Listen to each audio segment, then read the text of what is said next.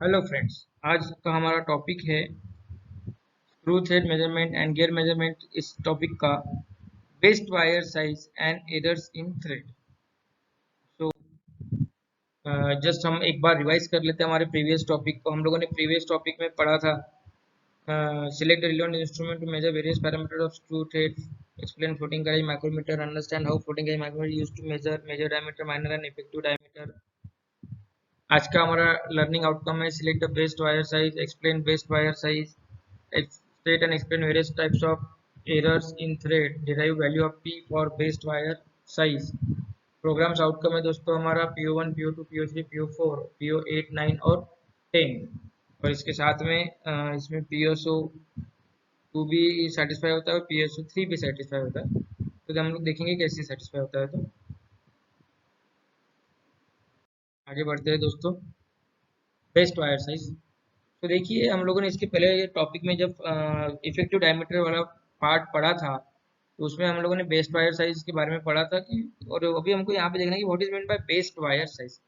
Best wire size, best wire is a wire of such diameter that make the contact with the flank of a thread on the effective diameter line और pitch line. Best wire size उसको कहा जाता है जब भी इसका diameter कहाँ पे टच होना चाहिए, फ्लैंक से जो इफेक्टिव डायमीटर की लाइन जाती है वहां पे अगर टच होता है वायर का डायमीटर, उस वायर को कहा जाएगा बेस्ट वायर साइज।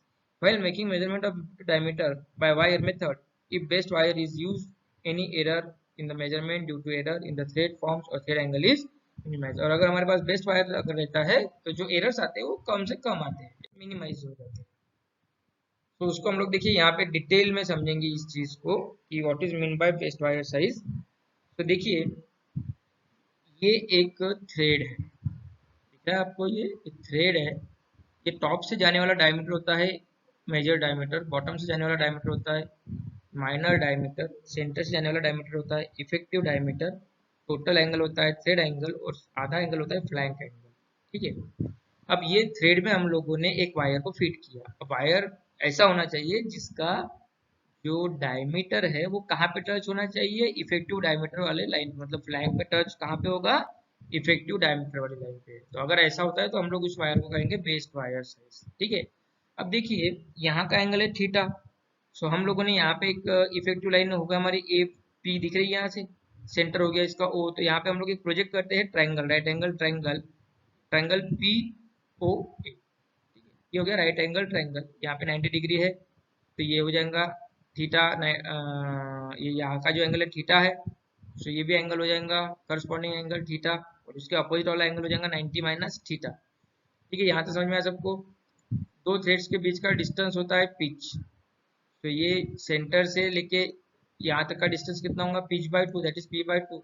और ये उससे भी आधा है इसलिए ये हो जाएगा पी बाय 4। यहाँ तक समझ में आया फ्रेंड्स आपको। तो देखिए अभी यहाँ पे डायग्राम पे जाते, इधर डेरिवेशन पे जाते हैं। Refer the figure where OP is perpendicular to the flank position of the thread. मतलब फिगर रेफर करो बोल रहा है जिसमें ओपी, ओपी कौन सा है, radius of the wire diameter wire, और ये कैसा है, परपेंडिकुलर है किसको, फ्लैंक को। फ्लैंक से इसका एंगल कितना बन रहा है, 90 degree. Let half of the included angle to be theta. ये जो इंक्लूडेड एंगल कितना है, थीटा है। इन ट्रायंगल ओ ए पी, ध्यान से देखिए, in triangle O A P, ये right angle triangle O A P है, उसमें angle sine angle P O A, P O A ये एंगल ले रहे हैं हम लोग। तो साइन इज इक्वल टू होता है अपोजिट, दैट इज इसका ओ का अपोजिट क्या रहेगा, ए पी, और हाइपोटेनियस ओ पी। सो ये हो गया A P divided by O P. ये समझ में आया दोस्तों आपको। उसके बाद साइन पीओए कितना है, 90 माइनस थीटा। तो यहाँ पे लिखा sine 90 minus theta equals to AP upon OP. OP is equals to कितना आया यहाँ पे, एपी सेक थीटा। ये एपी सेक थीटा क्यों आया, तो इसमें रीजन है देखिए। अब ये रीजन क्या है, तो sign theta is 90 minus theta होता है कॉस थीटा, और कॉस थीटा को 1 बाय कॉस थीटा होता है सेक थीटा। समझ में है ना। सो हम लोगों ने क्या किया कि नीचे का ओपी को इधर लेके आ गए, साइन 90 माइनस थीटा को एपी से नीचे लेके चले गए। So AP divided by cos theta हो गया, और डिवाइडेड बाय कॉस थीटा को जब ऊपर लेके जाएगा तो क्या हो जाएगा, सेक थीटा। इसलिए ओपी जो कुछ क्या हो गया, एपी सेक थीटा। अच्छा समझ में आया आप लोगों को। फिर से रिपीट कर रहा हूँ, देखिए साइन 90 माइनस थीटा इसका मतलब हो गया cos theta is equal to AP divided by OP. ठीक है। अब ये ओपी को हम लोग इधर लेके आ गए, और cos थीटा को इधर लेके आके तो क्या हो जाएगा, OP is equal to AP divided by cos theta. तो cos थीटा कहाँ पे जा रहा है, डिनोमिनेटर में, जब अपन उसको न्यूमरेटर में लेके जाएंगे तो क्या हो जाएगा, cos थीटा का sec थीटा, इसलिए क्या हो जाएगा, OP is equal to AP sec theta. ये हो गया हमारा equation 1। As AP lies on the pitch line we have, क्या बोल रहा है, AP ये कहाँ पे एक्ट हो रहा है, पिच लाइन पे, और इसका डिस्टेंस कितना है, p/4। So we have AP is equals to p/4। So ये हो गया equation 1। Equation 2, so P is equals to pitch of thread। Add equation 2 in equation 1। Equation 2 का वैल्यू इक्वेशन 1 में रखो बोलता है, तो OP is equals to AP की जगह आ जाएगा p/4 sec थीटा। तो OP क्या है देखिए, तो DP, OP क्या है, रेडियस। सो हमको निकालना क्या है, वायर डायमीटर, तो हम लोग OP की जगह क्या लिख रहे हैं, DP। DP मतलब क्या हो जाएगा, डायमीटर। तो डायमीटर कितना रहेगा, और OP रहेगा रेडियस, तो रेडियस इनका डबल करेंगे तो डायमीटर, तो DP is equal to 2 into R। और R कितना है यहाँ पे, OP, तो 2 इंटू OP। तो DP is equal to 2 into OP का वैल्यू कितना है अपना इक्वेशन 1 में देखिए, AP इक्वेशन यहाँ पे देखिए OP का वैल्यू कितना है, p/4 sec theta. So DP is equal to 2 into p/4 sec theta. ये समझ में आया क्या दोस्तों आप लोगों को, इसे देखो फिर से रिवाइज कर रहे हो, OP is equal to p/4 sec theta, यहाँ तक समझ में आया ना आप लोगों को। अब DB मतलब क्या होता है, डायमीटर। डायमीटर कितना रहेगा, रेडियस से दुगना। तो हमारा OP क्या है, रेडियस, तो हम लोग क्या लिख रहे हैं यहाँ पे, 2 into radius. OP is equal to 2 into radius, तो 2 इंटू OP हो गया यहाँ पे, ठीक है। तो DB is equal to 2 into OP, तो OP का वैल्यू कितना है, p/4 sec theta, 2 into p/4 sec theta. तो DB is equal to 2 into p/4 का, ये 2 1 जा 2, 2 2 जा 4, p/2 sec थीटा। तो ये हो गया अपना बेस्ट वायर साइज का answer, DB is equal to p/2 sec theta. आगे बढ़ते हैं फ्रेंड्स, टाइप्स ऑफ एरर। तो देखिए ये इंपॉर्टेंट क्वेश्चन है एग्जाम पॉइंट ऑफ व्यू से, बहुत बार आता है question, state various types of errors in thread और एक्सप्लेन या describe various types of error in thread. तो देखिए ये जो एरर वाला क्वेश्चन है ये 3 जगह पे आएगा।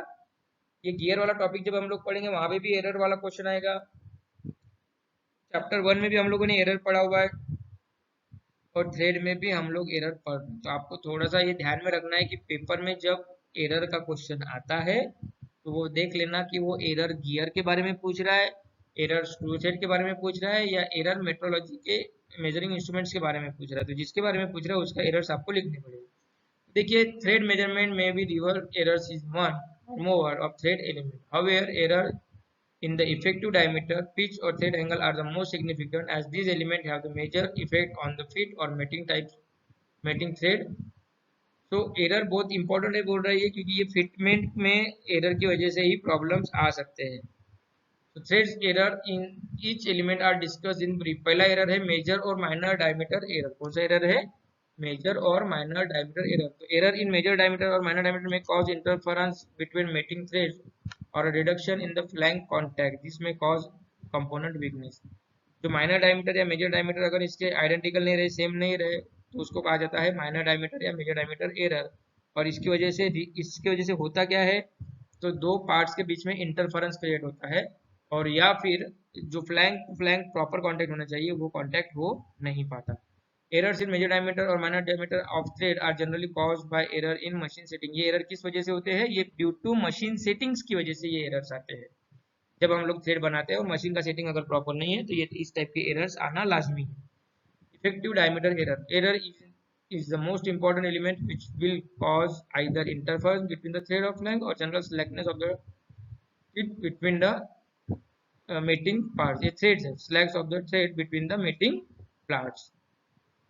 तो ये इससे क्या होता है, नहीं इनका कहना, इफेक्टिव डायमीटर थ्रेड का एरर का क्या करना है, जो टाइटनेस है या स्लैकनेस होता है वो प्रॉपरली इसमें मैच नहीं हो पाता। टाइटनेस स्लैकनेस मतलब कैसा कि flank to flank proper contact होना चाहिए, तो अगर इफेक्टिव डायमीटर एरर है तो फ्लैंक टू फ्लैंक कांटेक्ट होगा नहीं, जिसकी वजह से स्लैकनेस आ सकता है या टाइटनेस आ सकता है। If the major and minor diameter are at the maximum limit and the effective diameter is below the minimum limit, then the thread will be thin or external screw and thick for internal screw। ये देखिए, ये ध्यान से पढ़िए, if the major or minor diameter are at the maximum limit, मतलब major diameter और minor diameter अगर ये अपने से इनकी लिमिट है उससे अगर ज़्यादा होते हैं, हाँ, और इफेक्टिव डायमीटर अगर है वो बिलो लिमिट है, तो क्या होगा, एक तो थ्रेड मोटा हो जाएगा या एक तो थ्रेड पतला होगा, लेकिन थिन मतलब पतला और थिक मतलब मोटा। तो इंटरनल स्क्रू के लिए वो मोटा हो जाएगा और एक्सटर्नल स्क्रू के लिए वो पतला हो जाएगा। तो उस कंडीशन में भी हमें प्रॉपर फिटमेंट मिल नहीं पाएगा। Pitch error. Pitch error is the thread including periodic, drunken, progressive and erratic और irregular types of error. Pitch error ये टाइप 4 टाइप्स है: periodic, drunken, progressive and erratic और irregular types of error. Each error occurs if the ratio of the linear velocity of tool and angular velocity of work is not maintained constant and correct।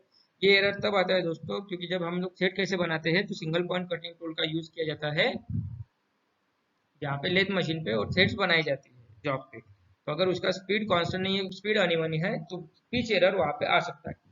The total pitch error in overall length of the thread is called as cumulative pitch error। अभी pitch error का problem ये होता है कि एक जगह नहीं रहता, एक तो ये एक जगह पे आएगा, फिर दूसरी जगह आएगा, फिर तीसरी जगह पे आएगा, मतलब ये कॉन्स्टेंटली आते जाता है।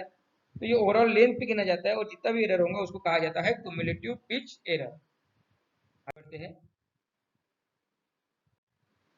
तो पहला एरर है पीरियोडिक एरर। ये पिच एरर के टाइप से दोस्तों पीरियोडिक एरर। इसमें देखिए ये डायग्राम दिया हुआ है, cumulative pitch error into length of thread, मतलब जैसे जैसे थ्रेड का लेंथ बढ़ेगा वैसे वैसे वो एरर भी चेंज होता जाएगा।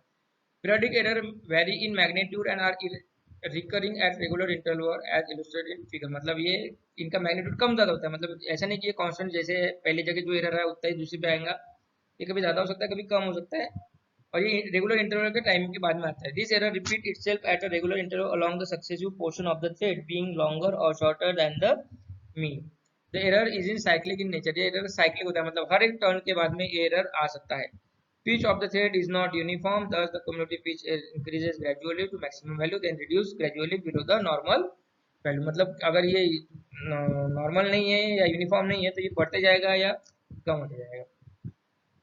Please note that cumulative pitch error means total pitch error in overall length of the thread। Cumulative मतलब टोटल लेंथ, यानी एक जगह पे कितना एरर है फिर दूसरी जगह पे कितना है, इन सभी का क्यूमुलेटिव निकाला जाता है, मतलब एडिशन किया जाता है और मीन निकाला जाता है, उसको कहा जाता है cumulative pitch error. The graph between the cumulative pitch error and length of the thread of the error will therefore be as a sinusoidal form. किस फॉर्म में होता है? सिनोसाइडल। जो आप साइन वेव्स वगैरह पढ़ते हैं ना इलेक्ट्रिकल में, इलेक्ट्रिकल इलेक्ट्रॉनिक्स में, उसको आएगा सिनोसाइडल फॉर्म।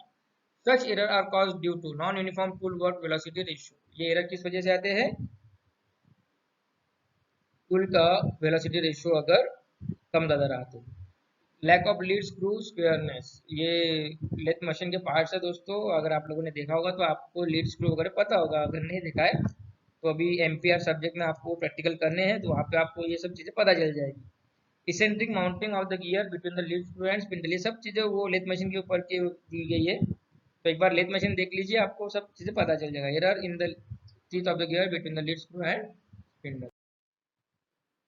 नेक्स्ट एरर है दोस्तों अपना ड्रंकन एरर। ये इसका डायग्राम है ड्रंकन एरर का।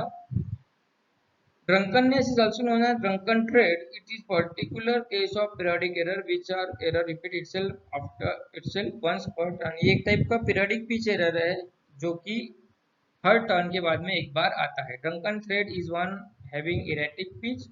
Erratic pitch does not follow regular pattern। Erratic pitch मतलब जहाँ पे पीछे से है ना पैटर्न जो रहेगा हर समय सेम नहीं रहेगा, कभी छोटी कभी बड़ी, कभी छोटी कभी बड़ी, ऐसा रहेगा।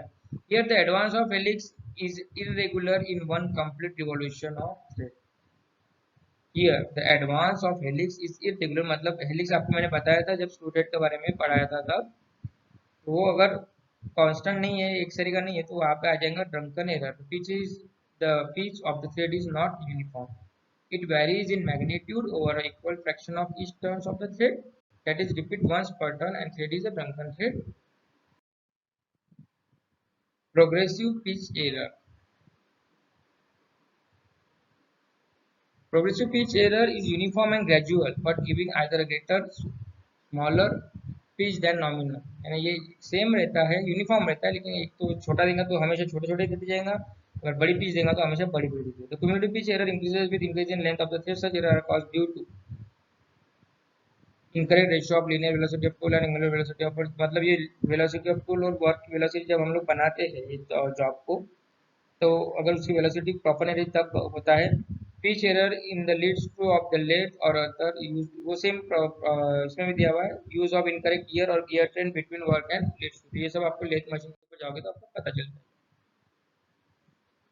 ये डेरिवेशन देखिए दोस्तों, ये डेरिवेशन बहुत इंपॉर्टेंट है। ये डेरिवेशन आपको बताएगा वो जो पी का वैल्यू हम लोग बात कर रहे थे कि पी की वैल्यू हम लोग बात की ना इफेक्टिव डायमीटर में, P is equal to 0.866 small P minus D, वो कहाँ से आता है, तो वो शो करता है ये डेरिवेशन। तो देखिए इसमें क्या हो रहा है, एक थ्रेड है, थ्रेड में एक वायर डायमीटर है, वायर डायमीटर कहाँ पे आना चाहिए इफेक्टिव डायमीटर के साथ में, तो देखिए हम लोग जो माइक्रोमीटर लगाते हैं तो हमको मिलता है यम, और वायर डायमीटर के नीचे का वैल्यू होता है टी, और इफेक्टिव डायमीटर इससे थोड़ा सा ऊपर होता है। तो हमें इफेक्टिव डायमीटर निकालना रहता है तो हम लोग क्या करते हैं, यम माइनस टी करते हैं, याद है ना।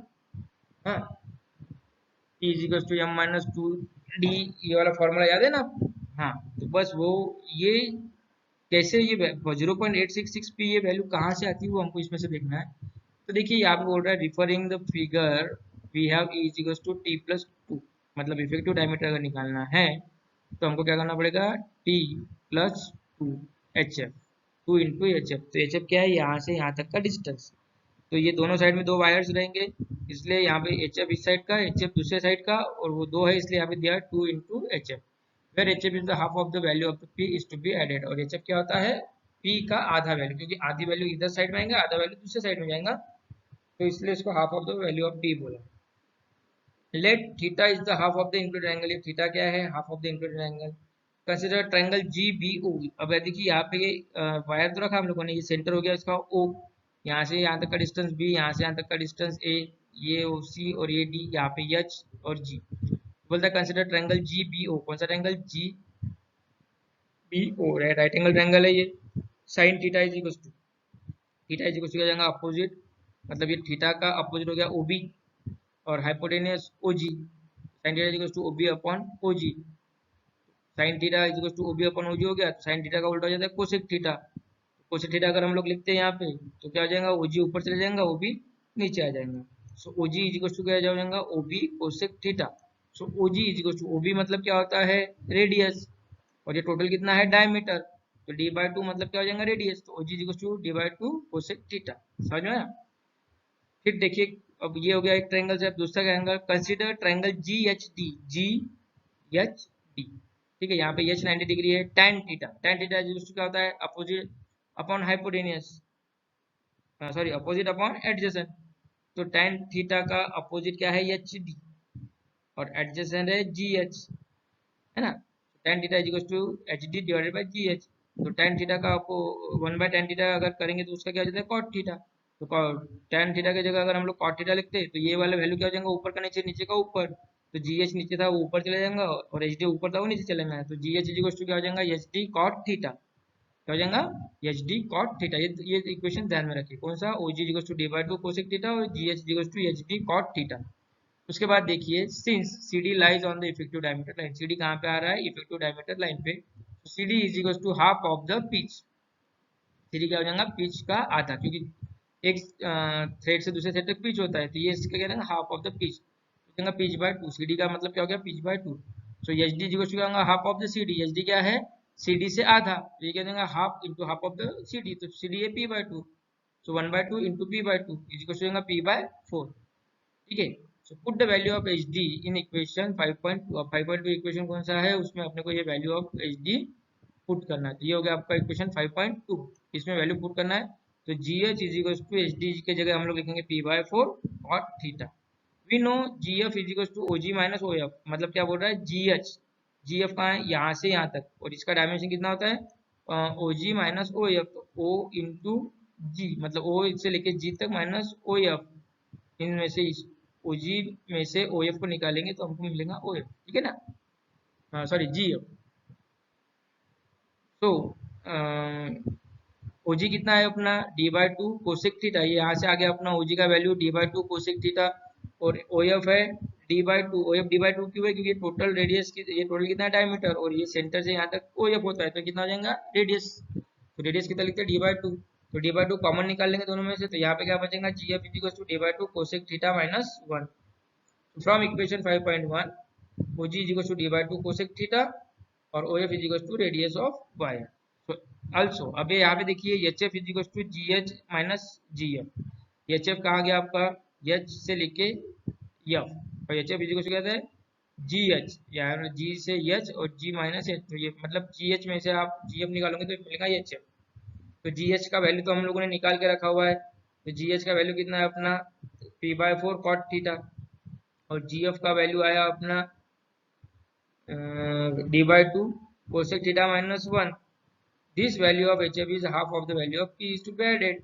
तो HF की जगह हम लोग क्या लिखेंगे 2 इंटू HF, है ना।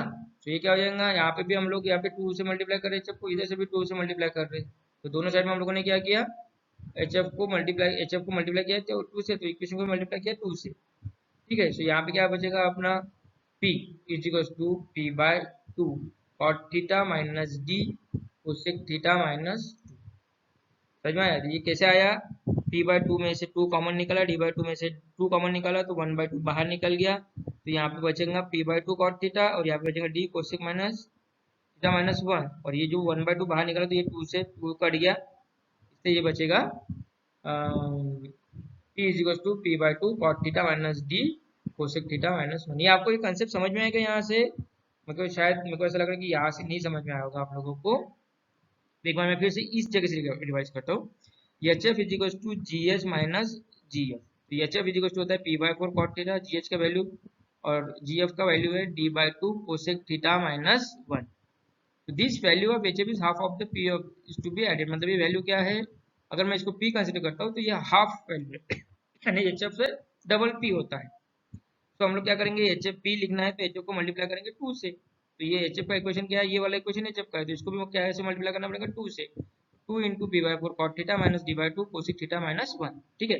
अब यहाँ से हम लोग 1/2 कॉमन निकालेंगे, P/4 में से 1/2 कॉमन निकालेंगे, D/2 में से 1/2 कॉमन निकालेंगे, तो P/4 में से 1/2 निकालो तो क्या बचेगा P/2 cot थीटा, और D/2 में से 1/2 निकालो तो सिर्फ D cosec थीटा माइनस 1, तो यहाँ पे हो गया P/2 cot theta minus D cosec theta minus 1। तो यहाँ पे 2 है और हम लोगों ने हाफ निकाला बाहर, तो ये 2 और ये जो बाहर निकला हुआ 2 है, ये दोनों भी कट जाएंगे। P is equal to equation बनेगा P/2 cot theta minus D cosec theta minus 1। For matrix screw thread we have theta is equal to half into tan, that is 60 divided by 20 is equal to 30। तो matrix screw thread के लिए हमेशा angle होता है 60 degree, और हम लोग यहाँ पे यूज कर रहे हैं हाफ एंगल, तो 60 का डिवाइड होगा 2, 2 से 2 बनेगा 30 डिग्री। अब ये 30 डिग्री की वैल्यू अपने को थीटा की जगह पुट करना है, तो put theta is equal to 30 degree in equation 5.5, P/2 cot 30 minus D cosec 30 minus 1, तो इसका इक्वेशन आता है P 0.866 P माइनस D। इस तरीके से ये P का वैल्यू जो आता है ये होता है जो हम लोग बेस्ट वायर साइज में यूज करते हैं। तो ये क्वेश्चन असाइनमेंट्स है दोस्तों इस चैप्टर के, student based wire size state various types of threads in error. ये जो P का वैल्यू आता है ये क्वेश्चन पेपर में नहीं आता, लेकिन अपने को समझने के लिए इंपॉर्टेंट है। तो थैंक यू वेरी मच। आगे का टॉपिक में हम लोग पढ़ेंगे स्क्रू थ्रेड माइक्रोमीटर और उसके टाइप से जो डिफरेंट इंस्ट्रूमेंट्स है वो।